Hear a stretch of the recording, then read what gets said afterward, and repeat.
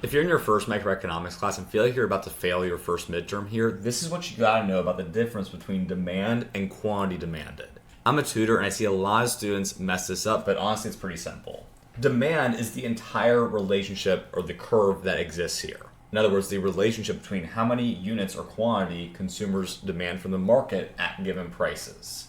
Whereas quantity demanded is simply just a point on the demand curve, and its resulting x-axis quantity value. Like what this means here is that at this price, we'll say at like $7 here, consumers will demand, we'll say 3 units from the market.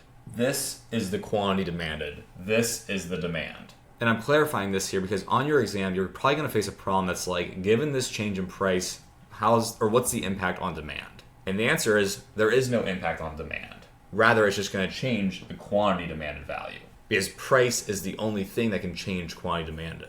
We're simply just moving to a new point on the demand curve. Like, let's say you had a problem where it's like price decreases by $3. So we're going from 7 to 3. What's the impact on demand? Well, there is no impact on demand. Rather, we're going from 3 units of quantity demanded to, we'll say, 8. Price is the only thing that can change quantity demanded. Whereas the demand shifters are going to shift the entire demand curve. They're going to change the entire underlying relationship between quantity demanded and price. Now, there's like 5 demand shifters that you need to know. They're in my microeconomics cram kit on my website, but let's just go through some quick examples and see how demand can increase or decrease. Let's start with an increase in demand. Let's say that consumer preferences or consumer taste improves for this given good. That is going to shift the demand curve to the right to D2 here. And notice how I said to the right. I want you to conceptualize increases and decreases in demand and supply as right or leftward shifts. Not up or down, because specifically with supply, you'll mess it up and get it flipped. With the supply curve, an upward shift is actually a leftward shift. But just for the sake of you avoiding that mistake, I want you to also think of it with demand as right or leftward shifts. Because ultimately what's happening here is at this given price, we are now demanding more units.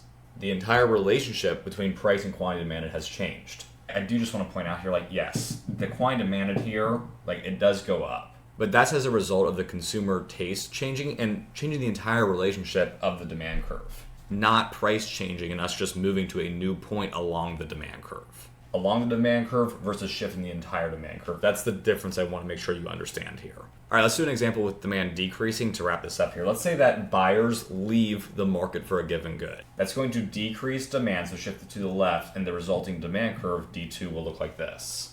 If you like the way I explain microeconomics here and wish I could just teach you your entire class for you, I can. It takes me about 2.5 hours and it's free for me to walk you through all the core concepts in this class. Go check out my microeconomics